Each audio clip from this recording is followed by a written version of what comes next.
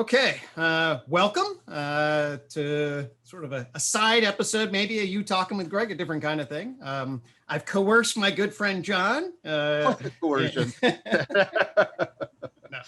And I wanted to get a chance to sort of walk through this thing called the iQuad coin with John, and John's in a dialogos format, and John's graciously joined me for that journey. So welcome, John. Oh, thanks, Greg. It's a pleasure to be here. Absolutely. Okay, so the basic background of this, what I thought I'd do is I'd give you a little bit of history, John, just so you know where this thing's sort of coming from, and then give a little layout about what I have done. The real prompt for this, like why now at one level, is because I got a bunch of new coins in, I was sharing them with people, and then it was really a time for me to really create a formalized frame on what this thing is. Okay. And because it really has taken a hold in relationship to the overall UTOK system, and operates as a particular kind of psychotechnology, knowledge system, etc. in relationship to. Right. Yeah, that's what I want to get clear about, is what its functionality is and how it mediates it within the system. Great. And the short answer is that I am dividing up our sort of onto epistemological languages into three broad domains, and then transjectively interrelating them in a participatory fashion. I don't know where I got that from, but somebody used those terms. Yeah, right. But essentially, as you'll see, this will become, so the tree then is our objective, behavioral, third-person, empirical, scientific worldview of natural behaviors. That becomes a big history map of that structure to theoretically then map the historical reality from a scientific perspective. We get the garden. The garden then builds off science, but also infuses our ethical, moral reality to orient us toward an intersubjective, liminal, imaginal, possible, value-based space. So the garden then is positioned under the elephant sun god, which is the icon for the ultimate good. So the garden then is a wisdom ethos and a collective, what would be a shared narrative to orient us toward the ought based on what is. So, and if we think about philosophy, then of course that's our ethics and science or whatever, different kinds of structures, at least in Western philosophy, I think for good reason. And then finally, the coin is a placeholder for the unique, idiographic, subjective, perspectival knower, which is a different kind of language game, the life world, life quest language game of the particular individual, as opposed to say science, which is public, inductive or abductive, etc., generalizable truth claims. And I would argue those are pretty radically different sort of onto-epistemological systems of knowing. Right. So can I have I don't know how much you want me to interject. Yeah, no, please just ask questions. So let's. So a question, and I guess it's a traditional sort of philosophical question to ask is, I see the tree of knowledge as pursuing the true. I see the garden, and the biblical allusions are present in my mind. Thank you. Yep. I see it as the good, but I don't see the coin as the beautiful. Am I misunderstanding it, or am I misreading it, or? Great. Yeah, it is absolutely related to that. And actually that will emerge itself in its concept. Okay. Sure. It's certainly, if we think about it in terms of the problem of aesthetics from one level, subjective aesthetics and the orientation of our own lives toward what is vital and aesthetically pleasing from a subjective view, you get some of that angle in relationship to it. Right. I see. Okay. And I would definitely say that the coin garden relationship is a good, beautiful relative to the true. So the interrelationship between good and beautiful, which is kind of another way of saying it, is that coin and garden represent humanistic, whereas science and true represents is tree of knowledge, periodic table of behavior. So if we do a science humanistic blend rather than the tripartite, we do the dual. Definitely coin and garden are humanistic and tree is scientific. Okay, great. Okay. That's good. So it's also, though, the tree, we're going to spend a fair amount of time with the coin and tree relation, where the coin is phenomenological and the tree is behavioral. as two very different kinds of epistemological frames. And then to get them on two sides of the same coin is part of our task.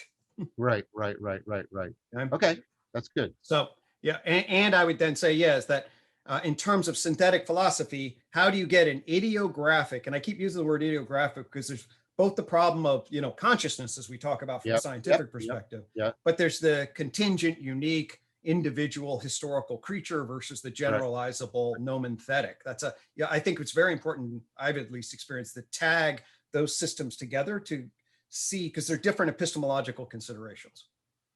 So that the point is therefore also perhaps, so I'm saying perhaps as a question, is it also the existential dimension? The existentialists emphasize that aspect of our ontology that is due to our self-definition, our self-appropriation, right? Yep, exactly. Okay. And so what I would say, and in fact, this sort of happened, you gave us a cognitive science embedded in a tree of knowledge view of the self when we did the elusive I, and afforded us an understanding of sort of a scientific architecture, a credible architecture of the processes of the self that generalize, giving us a lens for that.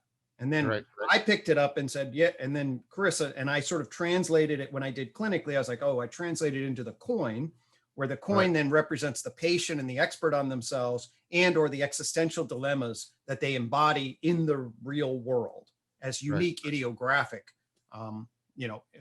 individuals. So it tries to capture that, sometimes I might say the soul element of the person, if you use that soul to reference the specific real embodied instance of the person, as opposed to the abductive generalized architecture of the thing.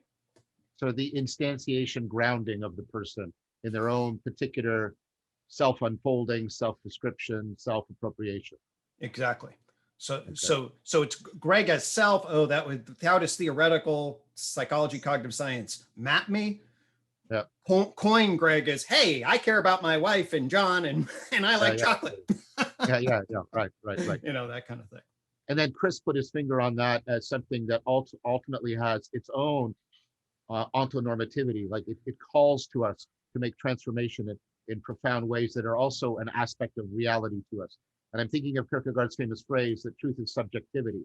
He was I disagree with that phrase if it's taken sort of literally and unreflectively, but what he was trying to point out was, I think it sounds to me that that's like what you're trying to put your finger on.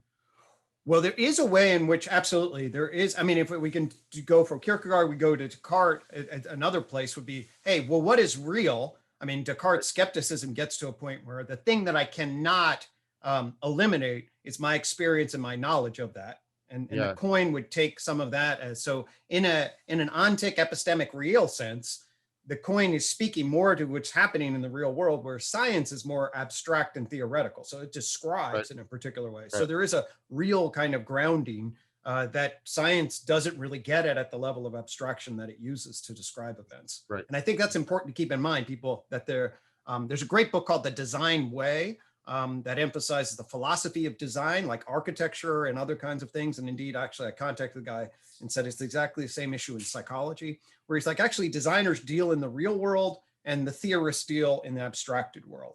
And there's definitely, I don't want to shoot that too far because it can, it loses, depending on what you mean by the real, but there is an angle. And to get to the existential piece, then the coin garden relation, coin garden sun god relation is the relation of then seeing oneself as embodied, ensouled, etc., and then transcendent. What is the actual good? How to be a good ancestor? What is the concept of God that's reflecting back on me? Whatever eudaimonic endpoint, ultimate concern, we can talk about that, but there would be the orienting source of wisdom and goodness, would then be represented by the icon of the elephant sun god. And the garden then is the idea of at least an aspect of a philosophy that would afford wise eudaimonic living. So that's the basic architecture of tree, science, coin, and that will be apparent in relation. So, and then just in terms of then the background of my own history, as you know, and I'm not going to spend any time on this, but I will give you the history of the coin a little bit. So obviously I get dropped into the problem of psychotherapy in mid-1990s. And then I basically say, hey, well, this is kind of chaos, and you have all the value problems of psychotherapy. So why don't we base psychotherapy on human psychology? And then I looked over at psychology, whereas I was trained as an empiricist, I always thought of psychology as science of empiricism and all of that. But then I needed an architecture of understanding. And when I looked at psychology that way, then it quickly dawned on me, or became apparent that I was broken. And then I had a couple of insights, ultimately encapsulated in the tree of knowledge, that gave rise to a potential architecture that could give us an ontology of psychology that's adequate for psychology. Okay. So my first part of the journey then, in say late 1990s into the early 2000s, is building the tree of knowledge system and the unified theory of psychology. And that's what I published in my book in 2011. Right. Okay. Right. And so I then had the unified theory of psychology, which is the tree of knowledge system, justification systems, behavioral investment, and the influence matrix. And that provides an architecture to assimilate and integrate the different schools of thought to give rise to a coherent, intelligible, comprehensive frame. Okay. Right. Then in 2011, after I published that book, I shifted to my attention to build a unified approach to psychotherapy that would be grounded in the science in a particular way, and then applied to bridge, especially for individual psychotherapy, bridge character, adaptation, formation, development, well-being, or its reverse, and the cultivating processes like through psychological mindfulness that leads to health. And that gives rise to the unified approach, which attempts to assimilate and integrate, organize a common core of psychotherapy. Okay? Right. And so that's what I did from, say, 2011, 2015. Right. And by 2015, then, I definitely had these two branches, and I would call it either the UTUA system, okay? And then that's a little clunky, and it just sort of drifts into this thing called the ATUA system in 2016, okay? Right. Okay. And this is interesting given our conversations upcoming with Zach. I was at a conference in 2016 on transformational learning, international transformational learning, that brought a bunch of scholars together. It was called Cultivating the Globally Sustainable Self. That was the conference. Oh. And then the question, so is all these transformational educational thought leaders brought together by our integrative psychology program to talk about how do we cultivate this globally sustainable self, right? Does that sound familiar? Question. Yeah. And indeed, at the end of the conference, all the invited panel people got up and were given that was the prompt to then reflect on. So what's the answer? What is the self, and how do we transform it and cultivate a globally sustainable one? Okay. And then I was in the audience, and while I really had an appreciation for each one of the individuals, I felt the last session was actually way more confusing in some ways. They had trouble grasping grokking and grasping the level of abstraction that the question actually gave them. And so they stumbled, and this is a really big topic. And so they couldn't really bring their slice, which they were brilliant individuals. They couldn't bring their slice to a big picture. Okay. And I was in the back, as has been my life, John. I was in the back making, and I was like, to the person next to me, I said, we should plant it to a seeds and grow it to a trees. Okay. So this is the thing had become UTUA. And this actually is the light bulb that gives rise to the whole garden metaphors in the back of that. Right. Planting the seed. Deal. So then all of a sudden it's like, and I just was, as I was reflecting and telling you the story, I was like, oh, this is really cool in relationship to the, starting our journey with Zach and transformation and all of that. So so anyway, the garden then was this whole, that's why it became this scientific humanistic knowledge system. It would afford the cultivation of education and development across knowledge, scientific humanistic knowledge, and could then be envisioned that way. So that's the origin of it. So as the garden grows, the one thing I'll go back and I'll tell you, when I was in 2001, and I think I mentioned this to you, after I fell into the tree of knowledge framework, I then dropped very deeply into physics because I really wanted to get an understanding of general relativity, quantum mechanics, classical mechanics, and all that. Okay. And I stumbled across a particular formulation that I felt to be really interesting. Okay. In a thing called what I ended up calling the equivalency. And the equivalency is not a real math formulation, but it deduces things and gives rise to a symbol. And it's and I'll share that with you at some point, but it's 2 pi I f equals 1. Okay. And it's that is a particular symbol that ties together, and I can explain where I derive it, but essentially it's a unique case where a photon behaves, okay? The measurement of the photon and the kinetic action of the photon and the measurement into observer into justification creates an idealized equivalency that can then be represented in this 2 pi I f, at least in my own language, it represented a 2 pi I f equivalency, okay? And that was really cool from a tree of knowledge perspective, because what it put in there is that it entangled the human knower, the quantum, back ultimately to electromagnetic radiation coming off of Big Bang in a particular unified energy information field, okay? And then represented it elegantly with this 2 pi IF frame, okay? And really what the 2 pi IF was the leftovers of sort of the mathematical operators that were necessary to yoke the behaviors and observations together. So these, so the 2 pi, the circle and the frequency and the imaginary dimension essentially were then seen to be essentially the architecture that would afforded the correspondence and confirmation or conformity between the observer-observed relation. Okay. And I was like, well, that's really weird. This circle frequency thing is this connection between a non-dual, dual observer-observed relation. Okay? So I thought that was I actually brought that to, I sent that to John Wheeler, who actually was interested, although he had a heart attack, and he got me his friend, Ken Ford, and we went out to lunch somewhere in 2002 when I was at the University of Pennsylvania. And then it dawned on me pretty quick. I don't speak advanced math. Okay. So I don't speak calculus, and it's embarrassing and all that. And I feel all shame for that, but so there it is. I'm on record. And he didn't know what the hell I was talking about because he didn't speak my language. Okay. So it just sort of like, it just sort of ended there. And I was like, well, I guess I'm full of shit.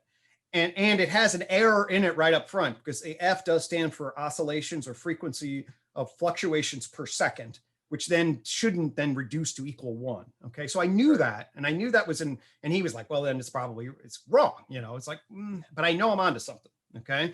At least from this angle. So then in 2003, my wife brought home a book called Where Mathematics Comes From by George Lakoff and Rafael Nunez. Actually, it's a great book. I think if you haven't seen it, it's and in the back half of that book, or not back half, the appendix of the book, it's a 100-page appendix on what they call mathematical idea analysis of what's called the Euler identity. I don't know if you ever heard of the Euler identity or not. No.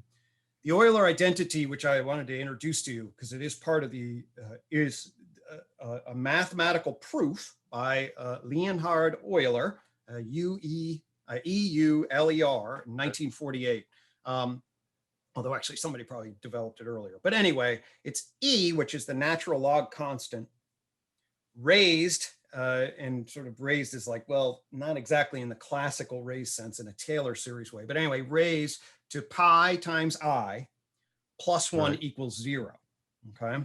This is a classic mathematical proof. And it ties together these constants. These are huge, unbelievable constants. Pi obviously is very important. I is the square root of -1, 1, 0, and E is another unbelievable thing. Now, what I was struck by in this equation were two things. I didn't know anything about it. I mean, I'd never heard of this thing. And I was like, and then I saw the way it was organized and deduced and what it meant. Okay. And essentially what it is a unit circle that fluctuates. And for some people, they say, if you think about the fluctuating thing, it essentially oscillates in a frequency that a lot of people consider to be akin to time. Okay.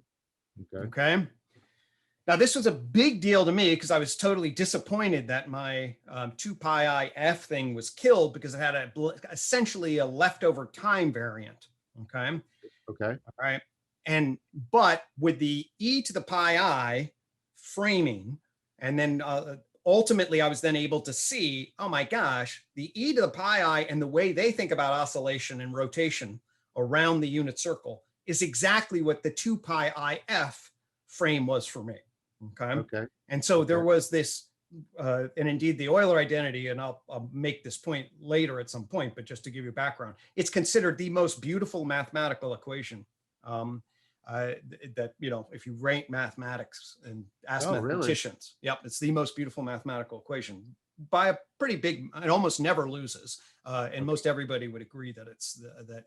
and like you put people in fMRI machines and you ask them think about the mathematicians and ask them to think about the concept of beauty, the signature that they get when they look at the equation and think about beauty matches. Okay, so Oh, I it's a see. very, Right, very right. cool. It's your exemplar of beauty. It's an exemplar of beauty. So beauty is here after all. Beauty is here after all. Beautiful. Yes, and that's actually an entangled point that eventually will emerge itself. Okay, so bottom line was this: is that this Euler identity was, to my mind, exactly what the equivalence of what I had extracted with the mathematical elements, and the nature of the Euler identity is a special case of what's called the Euler formula. The Euler formula is actually a crucial formula in quantum mechanics and general relativity. Okay. So I then realized that maybe I wasn't crazy after all, is the bottom line. Right. Okay. Right. That's good. Yes. Many people have asked that, John. And so eventually, at least there's occasional notches on the no side. Right. So that's basically the story of sort of, and so I'm going to share the screen real fast and just give you, and then we'll pause here and just sort of say, so essentially what I'm sharing is that in 2001, I developed this thing called the equivalency, and I'm not giving any background on that, but basically there's this unity of equivalence between an observer, observed, kinetic energy, and measurement that I think is important. Okay. I then learned about this Euler identity. This is the e to the pi I plus 1 equals 0. That's the most beautiful equation in math. It's a special case of the Euler formula, which is actually really important in quantum mechanics and general relativity. Okay. And then over time, I figured out a particular way, at least in my own sense-making system, to show how the two are essentially mirror images of another. Okay. And so this is then the radical mathematical humanistic equation, all right, whereby I simply substitute the equivalence of 2 pi if equal 1 right here, okay? Right. And what this then basically is, what you can imagine this is sort of a mathematical container, and then you open up the doorway, and this doorway gets you into physics with observer-observed relations all the way through time, okay? Right. So that's that. So it's like, at the very least, even if it doesn't make any sense at the level of math, at the very least, what it is a heuristic that says, and there is good justification for why the Euler identity contains this. It's not just a random thing. If you look at the way things are actually built, so it's essentially at the very least a heuristic container that creates a particular identity. And then what happened in later in 2017, I had one of my little manic months, okay, when I was like, oh my gosh, and seeing connections, and ultimately developed the iQuad path, okay? The iQuad path, all right, basically gives rise to transforming this back into the iQuad, okay? So iQuad stands for, square root of -1. If you raise that to the 4th, that equals 1. All right. That's a key thing to understand in relationship to the. Oh, I see how you're doing the substitution throughout. Right. Okay? I see. So basically, and this, by the way, this is real math. This isn't me bullshitting. This is just this equals -1 plus 1 equals 0 in a particular frame of reference. Okay. So essentially, I get in and get out, and have math be what it is in proper relation. And then what I have. What emerges, okay, is what's left over is the subjective frequency of the relationship between my subject in the world outside, both at the level of observation and at the level of belief. Okay. So I'll say that again. It's both, it carries, at least in the meaning, it carries it both in terms of my grounded empiricism at one level. Okay. And it carries it at the level of my sort of narrative belief about, hey, do you care? Do you believe in the garden? All right. Meaning I believe in the garden. You don't need to, but I do. And this is part of what I can see from my sort of interior. Right. Okay. Right. And so ultimately then what comes out of that is this then coin operation, which afforded me an opportunity to create a placeholder for all and capture or create coordinates for the subjective identity of the knower. That's all. Then that's what I worked on. And now that's what I'd like to walk you through. Sure. Okay. That's cool. All right. So let me stop there though, see if any of that seems insane or any questions that emerge. No, I see the derivation. So I was brought up with the semantic interpretation of theories, which is you don't have a theory until you translate the formalism into concepts which can bear argumentation and critique. So I'm waiting for that translation right now. Beautiful. Okay. So a lot of what this is also, we should go back and forth at various levels of theory. Okay. Right. Because sometimes I'm in a descriptive metaphysical system. So an interlocking definitional structure that affords sort of the edges and organization of intelligibility that then becomes alive. And sometimes I'm in the alive zone. Okay. Right. So right now we're actually at the descriptive metaphysical architecture rather than, and sort of just the formal associations to build the system before we're actually at sort of anything that would warrant the term theory, I would say. But am I correct to conclude that that mathematical derivation is an attempt to show that there is, in fact, a bridging from? Yeah, 100%. Right. Yes. Right. Okay. There will be, absolutely. It has to, in order. So right now there's just a sort of the syntactical and definitional logical formal meaning, and then we'll get semantics, and then we'll get semantics that describe and explain, and then that will become all alive in relationship to theory. Good. Okay. All right. So that's the sort of like, we took my history. Now what actually I'm going to do, I'm going to start at the bottom and then walk us through this thing from where it then evolved in terms of the place that I can then share it with people. And this becomes what I just walked you through is sort of the formal backstory of the thing. Okay. Right. And now we'll say, okay, now it's actually now that has a particular backstory. And now let's talk about what this thing actually symbolizes as it emerged in. And then we can then say, is this kind of a useful formulation for that purpose? And then ultimately tie it more formally back. And then if that all of that works, then it's like, well, that's really cool. And if not, well, oh well. Okay. All right. Okay. So the iQuad coin has these two sides, it has this side and the other side. And this part, I'm just going to give you an intro and overview of kind of what I'm giving to people when I give that. Okay. We already talked about this. So the UTOK synthetic philosophy framed by the tree, the coin, and the garden. Okay. Exactly. Where the tree maps the natural behavioral patterns from an objective science perspective. Coin frames the subjective field of the unique human knower. And the garden is offered as a holistic intersubjective narrative oriented toward collective wisdom ethic. Right. Okay? Right. So in terms of sort of the psychogeometric placement of these things, we have the tree of knowledge there, then the coin in relation. This is a symbol kind of off 2 pi IF that's going to then create a transjective identity between observer and observed. That's basically what that symbol will mean. Look forward to that. Okay. And so this would then be the relationship between subjective observation and objective facts. Then it's a little jerky all of a sudden here. Hold on. Anyway, so then on my end. What's that? It's fine on my end. Okay. So anyway, the bottom line is that then on the backside of the coin, I'm going to hold on one second. I'm going to exit out of this because it's not. Stop share 1 second and see. Something's going on with the presentation part.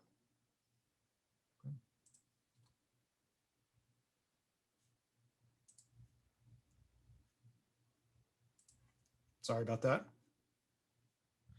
Well, technology will always let us down. All right. So I think it's working now. So if I go back to share. Yep. Okay. Yeah, so, that doesn't have the little gray patches on it. It looks much better. Okay. So there's the tree. Okay. There's the coin. Right. There's the intersection of observer observed. Okay. Right. The interface, transjective interface we can use. And this frequency of observed behavior or observer-observer relation is going to be a theme. Right. Okay. Then there's the garden underneath the elephant sun god. Right. Okay. And then part of what we're going to be getting at is the relationship between what is and then ultimately how is and ought intersect. Okay. So a scientific humanistic philosophy has the is ought relation and then the relationship between this will be framed in terms of the frequency of the observation and ultimately a flip into what ought to be. Okay. Okay. Okay. Okay. So this then creates a particular structure of identity or relationship between the various epistemological frames of the tree, the coin, and the garden. Ah, I see. Okay. Keep going. This is go. Okay. So, and then we have the three domains of the science: subjective knower, a wisdom ethic, ethos, belief, collective belief system. Okay. Right. So now let's talk about now just as part of a philosophy for the 21st century, a religion that's not a religion. We then have this thing called the coin, and now the argument is that, hey, can we relate to the coin in a particular way? And this then summarizes the place and meaning of it for our collective. So now this is sort of like, okay, at a pragmatic psychotechnology level, how do we think about this thing? Right. Okay. Other than merchandise we should sell for and get rich off of. Okay. Okay. Okay. So the first thing that to understand it is that it symbolizes the human identity function. Okay. Which I'll be clear about then in terms of it affords the placeholder for the unique subjective human knower. It orients the subject towards your primate and person modes of being and knowing. Right. It symbolizes the human and the humanity dialectic. Right. It symbolizes the unity and multiplicity dialectic. Oh, wow. And it represents part of the solution to the digital identity meta crises or problems in the 21st century. Okay, so this is the basic orienting structure of the iQuad coin. We say, hey, what does this kind of represent? These are the primary elements that it holds and represents for us. Right. Okay. Okay. So in terms of the human identity function, okay, it's in the shape of an H. Okay. Right. And if you rotate it, it becomes in the shape of an I. Right. Okay. Oh, that's cool. Very clever. Yeah. Yeah. Well, there's a little. And that it gives you the human identity function. Right. Okay? Right. And that provides a descriptive metaphysical frame for the specific, unique, subjective human, and ultimately both in physical or natural and ethical space, at least as we define it in relationship to the tree of knowledge and the garden. Okay. And I'm going to suggest that at least in terms of just sort of dealing with these as icons and representations, the rotation and flip is going to be represented as sort of the frequency of observation, rotating your glasses to see the world, and then flip from what is to ought. That's essentially what the symbolism represents. Okay. That our task is to rotate to see afford a accurate, intelligible, plausible vision of what is, and then shift from what is into what ought to be. And of course, obviously, there's always an iterative feedback process. I'm not suggesting a direct linear, but I'm creating a logos architecture for the relationships between these concepts. Yeah, I see that. I see that. Okay. And so basically, there's the flip. Okay. Right. And then the frequency of the rotation and the flip into ought. So that gives you sort of the dynamic relationship between is and ought as it's represented in these concepts. Okay. Right. Okay. So it represents, like we said, the unique subjective conscious experience of being in world. I often think about this as an individual's particular epistemological portal. It's how they know about the world. Okay. And so you can just then take whomever the specific individual is and then place them on that spot. Okay. As a placeholder for that. And I want to argue the Enlightenment split the first person subjective qualitative experience of being in the world from the third person objective measurement of behaviors in the world. And it never offered us a clear way to put these two epistemological perspectives together. Right. And the UTOK bridges that with the relationship between the tree and coin, which are then enveloped into the garden. Okay. Cool. So, and this then positions UTOK in relationship to the Enlightenment gap. And you know all this already, but basically we have hey, Plato said some cool stuff. Yeah. And they had a particular kind of integration there, and Aristotle said some cool stuff, and we want to retain a lot of this in relation, and the TOK certainly does. Okay. In that it remembers and revives a lot of this. But we should be clear that modern science turned to physicalism and empiricism, I would argue, for its ontology and epistemology. Exactly. Okay? Yes. So that we had Aristotle in the church prior, and then they did unbelievably powerful stuff through observation and measurement. Okay. But the observation and measurement shifted for both very positive reasons and some negative reasons, the onto epistemology. Okay. Yes. And I think Yes. that you and I would definitely agree that we want to retain the one world version of reality. Okay. That Yeah. science affords us. But the way they remove formal and final causes, that's problematic. Yes. Especially for life, animals and human beings and their behaviors. Okay. And the place and nature of subjective qualities becomes extremely difficult to square with the physical world mapped by the physical sciences. Right. Right. So, and I'm not going to get into, the history of Copernicus and then the world grip that got Galileo and all of this. So if I was with somebody else, I walk them through, but you and I walk through this, and this is stuff we live. So then we get Newton, and we get the basic classic mechanic universe as a clock, and we get the idea of determinism, and we get the idea of reductionism, basically. Yes. Yes. Okay. And then we struggle with, well, if that's the case, if that's the way the physical world works, how does the mental world work? And of course, we get mind-body dualism through Rene Descartes. Yep. All right. And we also get an important division between primary qualities and quantities into secondary qualities and subjective qualia by the empiricists. Okay. Then we get, at least certainly, and I would argue the British into American tradition gets a Kant and I mean that because I'm not sure where Hegel fits in relationship to like empirical psychology. I mean, empirical psychology seems, I always say, it's sort of like it's trapped between Kant and Newton, and Hegel is an interesting character in relationship to that. But anyway, we get the Kantian Copernican revolution and the shift from physical world to actually, wait a minute, we're grounded in epistemology and phenomenology. Okay. So ultimately, though, I would argue, at least certainly what I get handed in psychology is a Newtonian material ontology and a Kantian epistemology. Okay. Yeah, I agree with that. I think that's a good presentation. I guess I would include other things in there, but maybe that's distractive. Like I'm also very interested in nominalism and the role it's played in all of this. But let's leave that aside for now. I want to keep going. Okay. So yes, nominalism is really key. It's anyway, I'm just sort of trying to really streamline that so we don't get. I get that. And I don't want to disrupt things because I want to respect that. That's what you're trying to do. Okay. So anyway, the UTOK frame, at least, is what the Enlightenment leaves us, in a one nutshell version is this. And then we get deep confusions about the proper relationship between matter and mind and the proper relationship of what scientific knowledge is relative to social knowledge.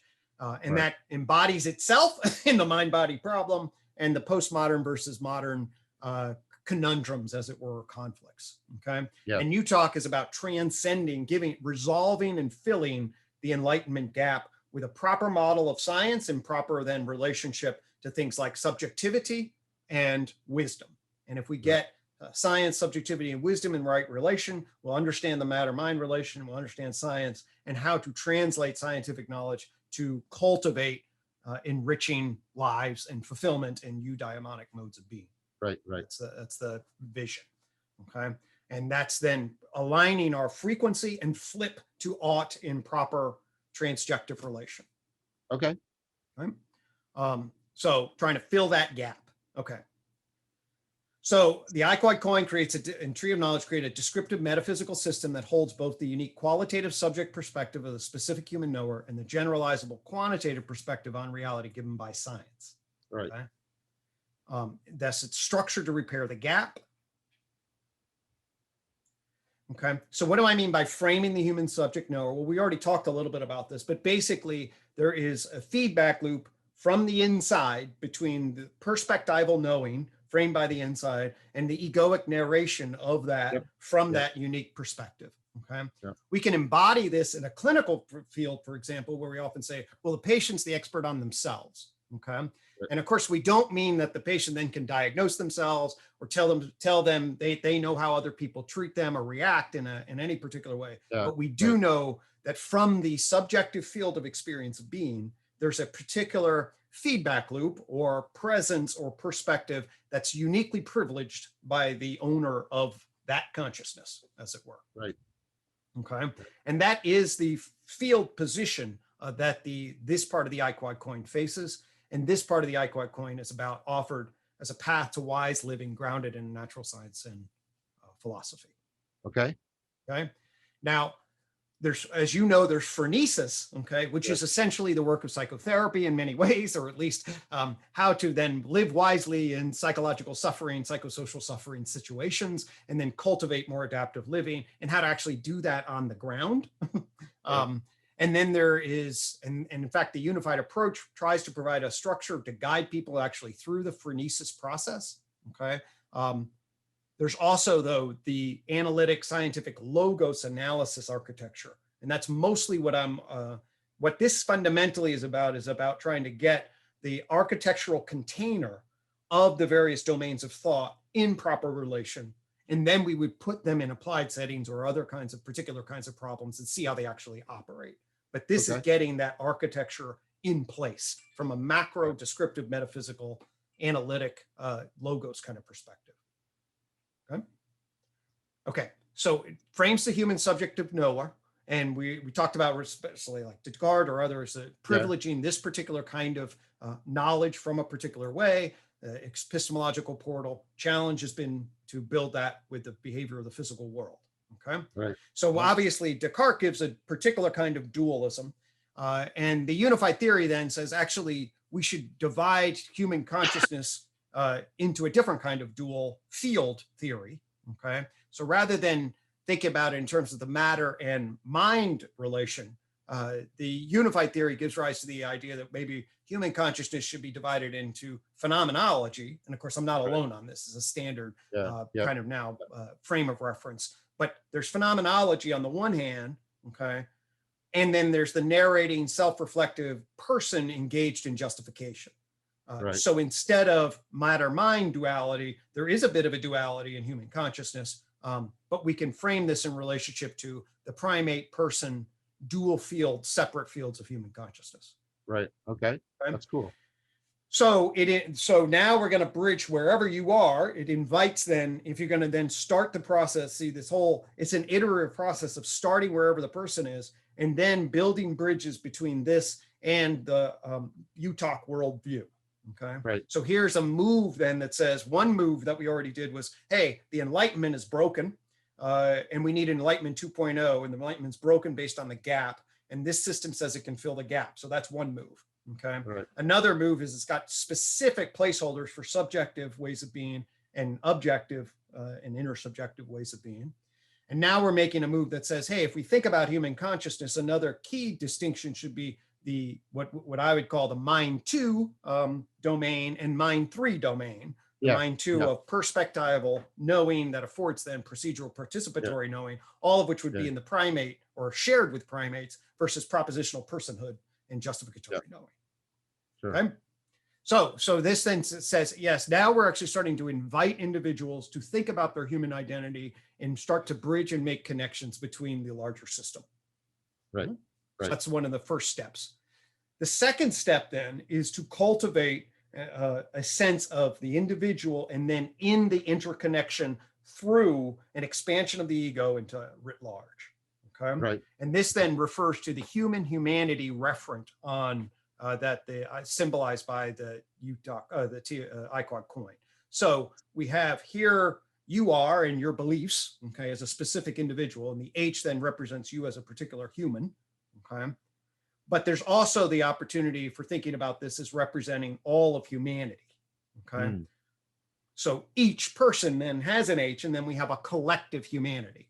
All right. So the H is human versus H is humanity then enables us to situate ourselves in, say, the socio-ecological sphere of a dyad, of a triad, of a group, and then, oh, wait a minute, extend it all the way at least to humanity. And then I would argue, actually, we want to extend that further. But for now, we can then create a frame of reference for shared humanity across the iQuad coin, because we have, the argument is that, well, humans as person primates are wandering around operating in a particular field that can now be shared. Okay, I Yes. mean, it has been shared, of course, but this provides a particular frame for that sharing. Okay. So then there's a unity multiplicity dialectic. Okay, and the argument here is when we look at you may not recognize that guy, that's Plotinus. Okay, Yes, of course. and of course, what this is characterized by, there's the one, and then the equivalence of the one, but represented through the multiplicity of the four or the many. Ah, Okay. yeah. Yeah. So one equals many. And the argument is that this is true for both self, as we talked about, and the world. Okay. Right. And the unity multiplicity dialectic is key. And we see that in many, of course, different types of traditions, and it's represented in the Yep. yin yang on the eastern side of the tradition. So we have the basic position that we want a subjective, objective, and proper relation, or through the placeholders, the primate person, human humanity, unity multiplicity dialectic. Okay.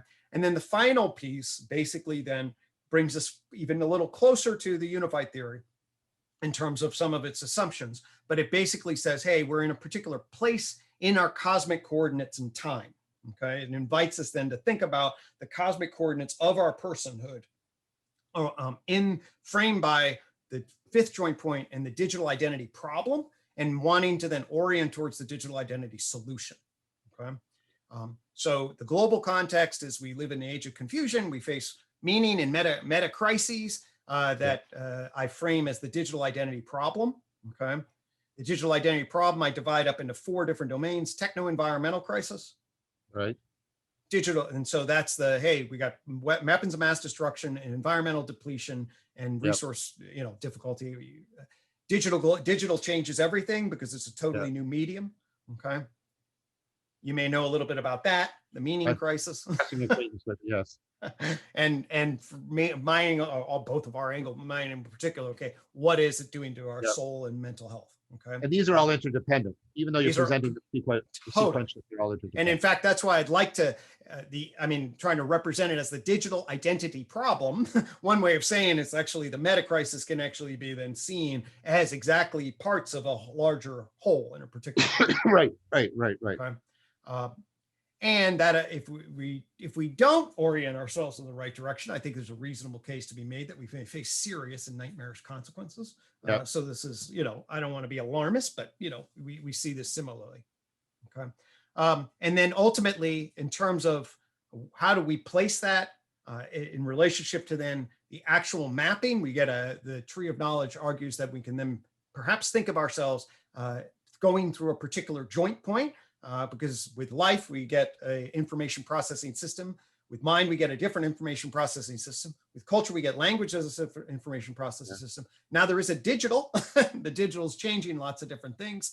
And then we need to find a particular way to relate our identities, not just to each other, not just to nature, but through the digital world.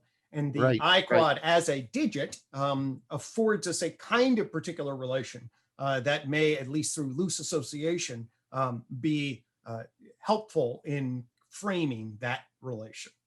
Okay. Cool. So that's and the final thing is that this also then connects to the potential of a singularity. So there's interesting in terms of the evolution of complexity. I find some of the work on singularity to be fascinating. This work in particular tracked 2 different timelines of evolution and argued for sort of this accelerating rate of framing, and sort of places us in some sort of cultural digital techno singularity space. And I think if we look at this logarithmic change over time, we can track the human evolution from hominid to oral indigenous to pre-modern to postmodern, and ultimately maybe we're in a metamodern digital age, and we need new wisdom technologies to cultivate a different kind of enlightenment, and enlightenment 2.0, to transition from the current sort of axial age type revolution into the back half of the 21st century. Yeah, I agree with that, of course. So there it is. That's the basic structure. So the summary is, hey, it symbolizes the human identity function, frames the unique subjective knower, orients us to the 2 fields of human consciousness, primate and person, symbolizes human humanity, symbolizes unity, multiplicity, and represents the 5th joint point digital identity solution. That's very cool. Very cool. So that's the overview of the system in relationship to what sort of, if you were sort of say, summarize, hey, as a psychotechnology, what is its orienting function? Okay. Yeah. And that's basically what, so that's part one in relationship to the orienting function. So I'll just pause there, and I've been chatting a lot and seeing what your reaction Well, is. In it's your relationship to all work, and so I mean, it would be inappropriate for me to interject a lot. I just interjected at places, making sure I was understanding things. So that's really cool. So what's the like the coin? I I'm thinking of who am I thinking of? Is it Geertz talks about, and Freud talks about this too. So to how it shows a property of condensation. You have all these different meanings, and then they come together to be located in this. But the Beautiful. meanings aren't like derivable from each other. The relationship is so is the intent of the coin, and I don't mean this in a dismissive fashion, is the intent of the coin symbolic? That what it does is it gives people something to hold in mind that allows them, you said orient, allows them to bring and hold in mind all these different dimensions that they need practice holding in mind in order to meet the demands that you've already discussed. Am I getting it correctly? 100% correct. In fact, I needed to make that point. I'm glad you brought it up. Exactly. So it's an associative identity orienting symbolizing structure. Right. So it's like, yes, it's not like, oh, and that's why it sort of needs to be based on just the nature, because it's supposed to just sort of associate you with yourself. Yeah. That's how fluid and flexible it is, or at least that's the idea. And then builds just sort of invited networks of association. Okay. So I don't mean this in any way as an insult to your work or to Christianity, but in that sense, it's deeply analogous to the cross, Totally. where right, all these different things are, are collated and curated and coordinated in the symbol of the cross. Some of them reaching into deep ontology, some of them reaching into your idiosyncratic suffering. And what it does is it allows people to hold all these things together in relationship to each other and in relationship to themselves and the world, and hold that all in mind in order to afford transformation. And you're proposing, again, no blasphemy intended on your part. I get that, right? But you're proposing something analogous to that function. Am I understanding that correctly? I love that. In fact, that's I mean, I've had that exact association, because obviously, I mean, I grew up, although unlike you, I did not get socialized into Christianity, but I grew up in a Christian world, obviously, at some level. Right, so it seeped into me, and it obviously manifests itself in like tree of knowledge, garden, symbolism. Yeah, the biblical imagery and symbolism is rife in your work. Very rife. And I think intentionally so, right? That's not totally haphazard. Yeah. No, it wasn't. When I first was called to call it the tree of knowledge, my logical system actually said, I don't like that. There's something about that I really don't like. And then something happened within relationship to it, so that I then was like, actually, yes, that's the proper calling. And eating off the tree of knowledge and the ambivalence and ambiguity associated with that. And now ultimately to then do the garden. And indeed the coin is I often sort of, the coin's like the Bible, and it's like the cross on the front of the Bible. It's the H, it really is. It does have a lot of that, association. It also relates weirdly to capitalism, of course, coin and currency. And actually, I'm really loath to ever sell it. Like, I only want to give it away. Okay. Right. With a particular kind of, and really because I'm deeply concerned about the consumerism and what capitalism actually, it does to our souls in relation, and how we're going to correct. And so it's essentially, it's a symbol of capital that is not capital currency, but social knowledge currency. Yeah. I get that. You're trying to get people out of the having mode with this. Yes, exactly. So it's interesting. There's almost, what am I trying to say here? There's almost an alchemical aspect to it. I don't mean it. What I mean by that is that there's an interaction. It's imaginal, right? There's an interaction between the person's psychological phenomenology and self-identity and this physical object. And by manipulating the object in various ways, they can afford transformations in their, basically sort of, I would say something, are you aspiring to, I hope you are, sorry, I'm being really, really stumbling, to transform their fundamental framing, right? So, because one of the things that I thought was, that I've always argued was also missing in the Enlightenment was the reduction of everything to propositional truth, and then the loss of relevance and as an important understanding variable, the loss of connectedness, well-fittedness, and that then excludes the other kinds of knowing, etc. I won't replicate that argument. And so I'm interested because I've been reading a lot about the Jungian literature about this, and you have to wade through that with great care because there's a mixture of what and oh, right? And whenever you're reading that stuff, but nevertheless, the idea of I'm really fascinated with the capacity to use symbols, almost like a talisman, right? In order for like you and I mean no insult. We're both coming from like basically a scientific no, orientation. that's exactly, Yeah. I've been stuck in the science religion that's not a religion for long enough to be like, I've got no offense, I love that. So you're exactly basically what it is. If what I mean by talisman is an enacted material symbol that can be manipulated qua a physical perceptual thing, right? Then you have a talisman for a transformation that is designed to orient people both to, if I'm understanding you correctly, to an ontology that would properly ground that transformation, and then something, I don't like ethics, it's not quite right. It's more like a sapiential dimension that will allow them to also realize their aspirational self and not just their current identity. Exactly. So that's exactly what it is. The serious play kind of No, thing. it's totally serious play. So you think about it this way, it's exactly, I love that. That's very, you see my body react.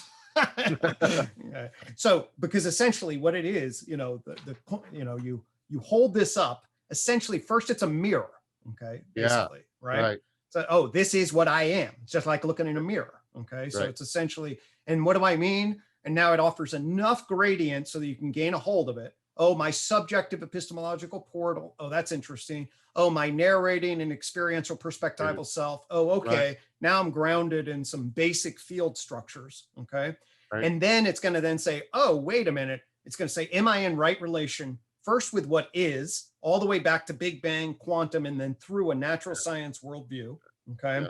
The UTOK does not hold and frame technology yet. Okay. So one of the things it has to do, it does not do sociological, industrial, institutional tech yet. Okay, so that's that's sort of another X, artificial human civilization is not something I've delved in. I've looked at a few, but that's really important because that's intersecting with the digital. That's going to now create much more interface. So that's part of the fifth joint point, and that's other people and their own knowledge and expertise, whatever. But yes, it's that self mirror, and then oh, wait a minute, what ought to I do? And then the elephant sun god, it was just the icon, not the idol, the icon. I remember you guys talked about that on the podcast. And it's like, oh, okay, that's at least my symbol for whatever your ultimate concern and good would be. So then it invites you to think about that. And then then the garden is then seen as one particular path to phronesis through sort of, especially through psychological neurotic trouble, and more optimal psychological functioning. There'd be a whole other potential sets of collective wisdom paths, or however you might want to frame it, that orients the liminal individual, liminal group possibilities to become what it is that their valued states of being in the short and long term would afford. So is the intended use, so now I want to talk a bit about the pragmatics of it. Yep. Is the intended use like, in Lent, Christians will carry around something in their pocket, and whenever they touch it, it reminds them, sati, they remember, right? Or a Buddhist, I carry around, these talismans, the stone and the frog to constantly remind me. Is that the idea? Is that the intent? That's what it functions as, absolutely. Yeah. Right. So I carry one of these around, and I just when I'm working or thinking or whatever, and when I give it to people, it's a symbol then of UTOK and of trying to get yourself in right relation to the world of what is and the world of what ought to be. Know thyself, know thy world, know wisdom, and orient, and relate to it and cultivate an authentic currency, not an instrumental, capital currency, but cultivate an authentic current, a current of wisdom energy between that And we'll get to some of that when we talk about sort of the path to wisdom energy in relation. But Yeah, basically, because it's I'm very interested in that, going and to create connections that. with chi and other things like that Yep. you and I've already started talking about. That's very, very interesting. Um, so are I mean, and I know that this is all innovative and right on the edge of your thinking. So don't miss it. Don't misinterpret this question as implying too much. But like, are you collecting any sort of empirical or even anecdotal research of people carrying around the coin, or maybe clinical feedback? Like, are you doing any of that to see how people are taking it up? I haven't yet, and sort of that's actually where, you know, it's evolved and sort of it's had a couple of moments of real evolution. When I developed initially the iQuad path and proof day, that was actually before the coin, and then so then I held this radical mathematical humanistic equation, which was sort of the symbolism, and then into this iQuad path, and then the iQuad path start became the coin. Okay, Right. but it was too. I mean, I'm already way the hell out there, and then this thing was too weird. You know, it had too much internal symbolism for me to really feel like I could share it with any degree of coherence. Okay, it was way too and it had too much insider baseball. Oh, Uh, you're uh, you're you're afraid it was monologic and you couldn't yeah, get into proper dialogue with other people about it. Right. exactly. So then I built the actual coin, gave that around. People talked about it. Oh, you have merch.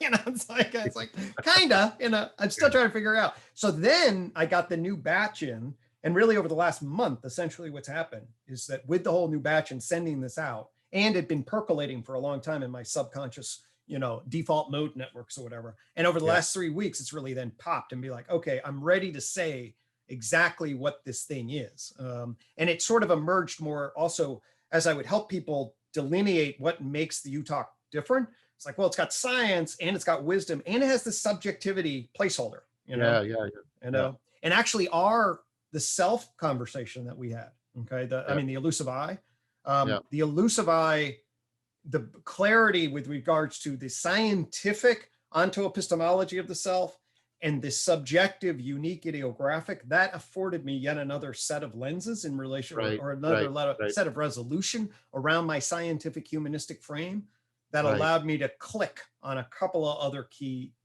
So now I feel like I'm actually in a place to circle the coin and be, oh, I actually know where it is. So that's essentially where I am with it.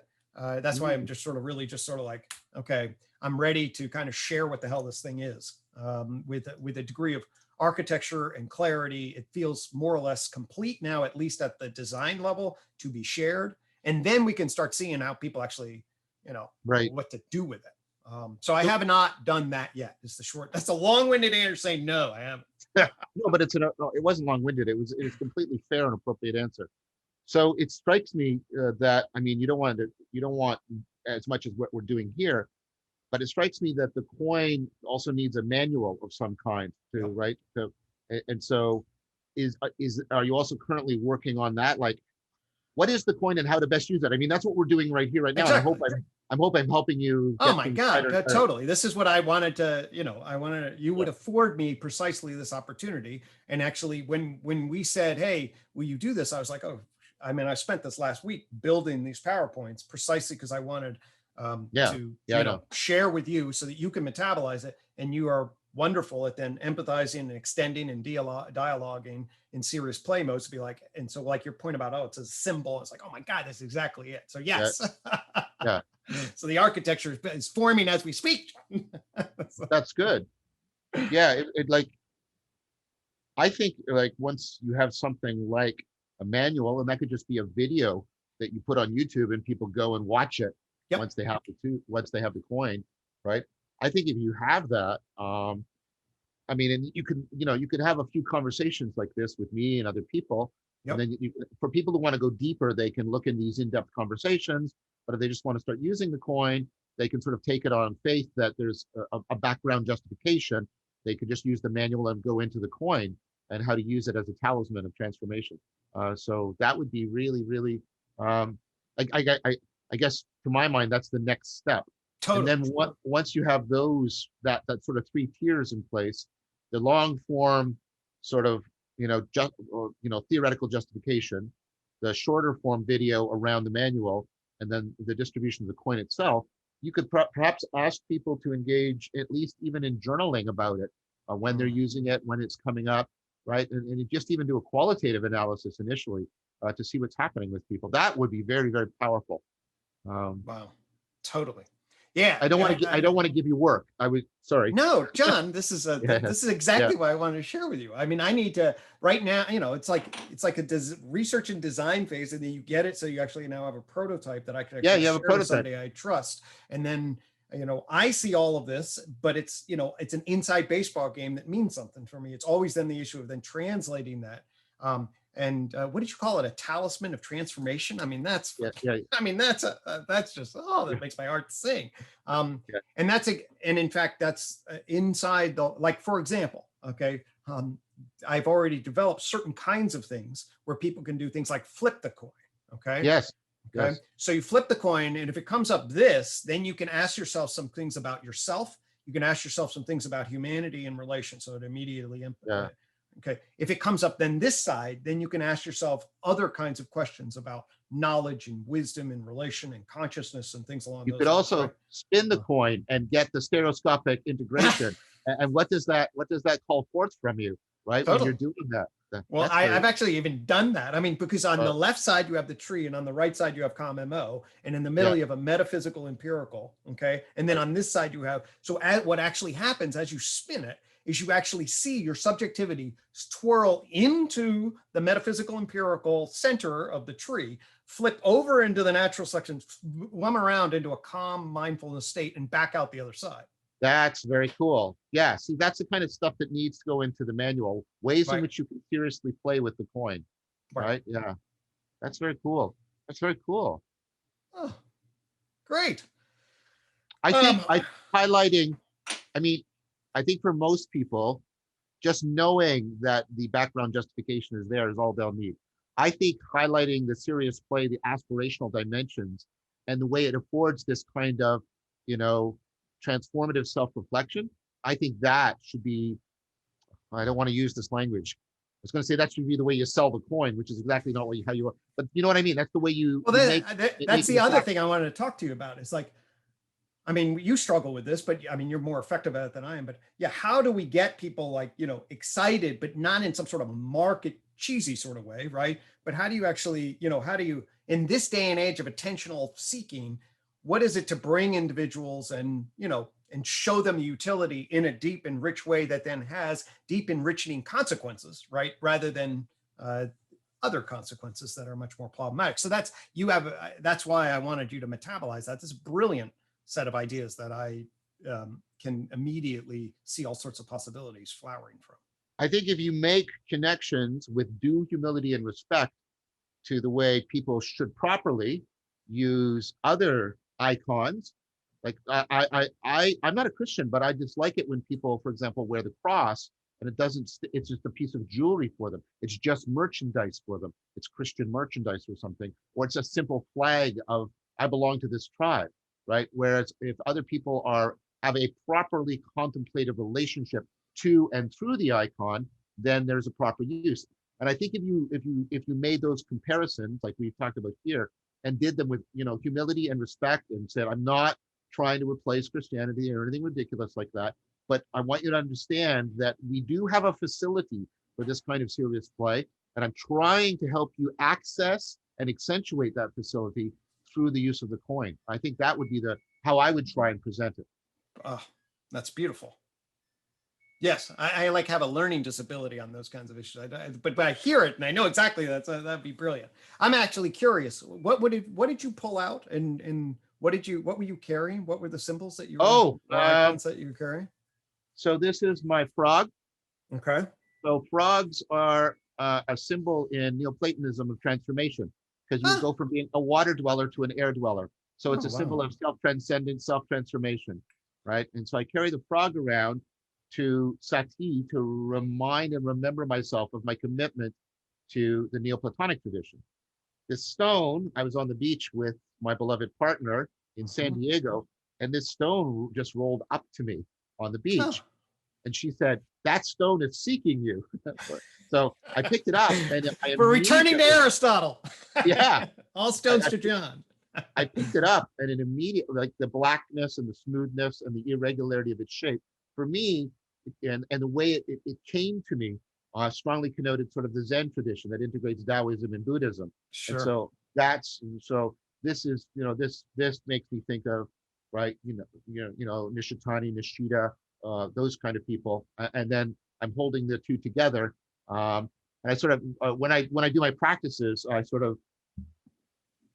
pick this one up and I say, trusting in the transformation, and then this one with reverence for the revelation, right? Mm.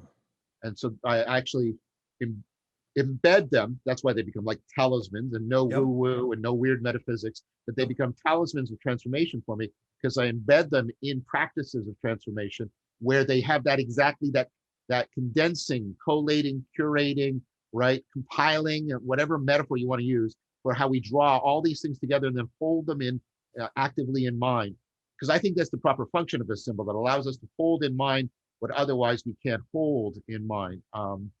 But we can talk about that another time. So yeah, I carry these around constantly with me. And what I do is I enact them every day. Mm. Mm-hmm. In Neoplatonic tradition, this is called animating the figures. And Mm-hmm. people can, in California, could get very happy about that, but that's not what I'm trying to mean. What I mean by it is making it being a living symbol rather than a dead symbol. And people know what I mean by that. So that it's constantly attracting my attention, reminding me of, and helping me recommit to the paths. And so I immediately, so I third person, I thought of the coin in terms of the Christian cross Mm-hmm. or the Taoist Tao, because you did use that. But personally, I thought about the iQuad, iQuad coin as doing something analogous to what my frog and my stone do. That's exactly, and that the two sides essentially Yeah, are exactly. And very for much. me, right, the proper representation of the dialogical and irresolvable tension between these is precisely what it can only be resolved in living it. I can't, there's no final sort of, no, I will reduce all of this tradition to this or all of this tradition to this. That's a ridiculous thing. But what I can do is I can get them into right relationship with each other so I can be in right relationship with them.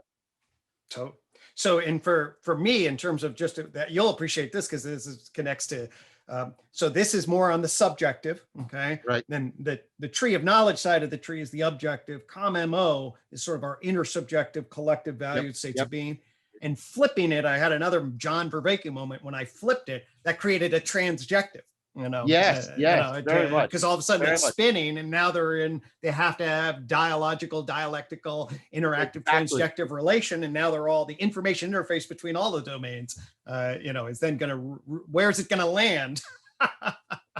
And that's valuable because the thing about a good symbol that makes it iconic is it shouldn't be, it's got to get this sweet spot between being uselessly ambiguous and being so clear that it's exhaustive. Like it has to be inexhaustible. That's why I talk about the inexhaustible fount of intelligibility.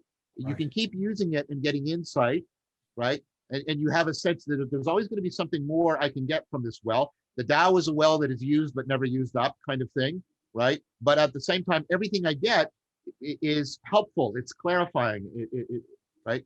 That, yeah.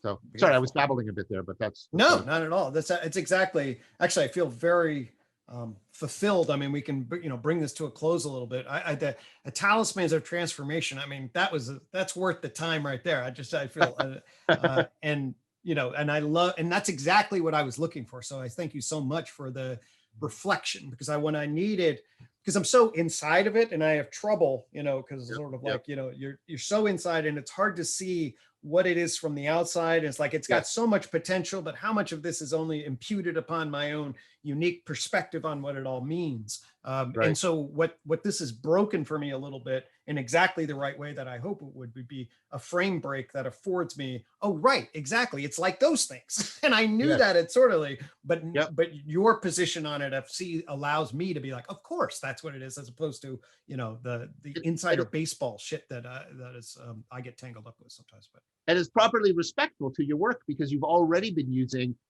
powerfully pregnant symbolism throughout the presentation of your system. Totally. Right? That's what it evolved into. I mean, Yeah, you know, I mean, it took the tree of knowledge, and then I was like, well, that's weird. But then the garden and coin, you know, and the garden yeah, and coin yeah. basically birthed itself out of that. And then it does, you know, and bridge to spirituality, all of that, and to create an interface between our values, spirituality, science, one world, you know, ways of being that are afforded a lot more sustainability and fulfillment. So It would be great if we could get to a place where we could get a bunch of people taking this on individually, but also getting together and discussing their reflective, respective, but also reflective, respective experiences with using of the coin. And because I imagine that that itself will also spin up the higher dimensionality for the coin that you're seeking. When people start to, and like when people come to you and say, "Do you realize you could do this?" And you go, "Oh, I didn't," but that's great. Then that's what I mean. That's the sign that a symbol is taking on a life of its own, and that's precisely the essential feature of a symbol. beautiful. Well, what I'd like to do then is we can wrap up today. Yep. There's two more sort of parts that I'd like to walk you through if you're willing. And so at some other later time, whenever we just, you know, this has been great. So there's the second part delineates the 4 subfunctions. Okay, so there's Yep. 4 subfunctions that enrich this human identity piece so that we can Yep. really Yep. ground it more clearly in a particular kind of first person onto-epistemological framing. Mhm. And then that also sets the stage for the iQuad path, which is the third part. And the iQuad path then grounds you more both first into the physical and then flips you into, you know, the liminal ideal. And then the is-ought relation is achieved that way. So Right. if we see that structure, and then, you know, it's already been beautiful. I really appreciate this has been a Well, wonderful let me deal know. We can work it out. I mean, we can for a while if you want to sort of toggle back and forth between this discussion Yep. and the discussion of Yeah, we these can do the or- book for a little bit. But this is Yeah. perfect. This Yeah. took me exactly where I wanted to go with it. So Well, good. I deeply appreciate the dialogos, my friend. It's exactly, Well, it you're feels welcome. very enriching and exactly, I'm already mulling over. I look forward to my walk because I'm going to be thinking all sorts of things that you mentioned. Well, good. Which dialogue is it? Is it in the Phaedrus, where friends have all things in common? When Socrates gives the prayer at the end of the dialogue, Mhm, right? mhm. Right. Make the prayer for me as well, because friends have all things in common. So Beautiful. I'm glad I could be of help, and I am willing and happy to help again when you see fit. Great. Okay. Thanks so much.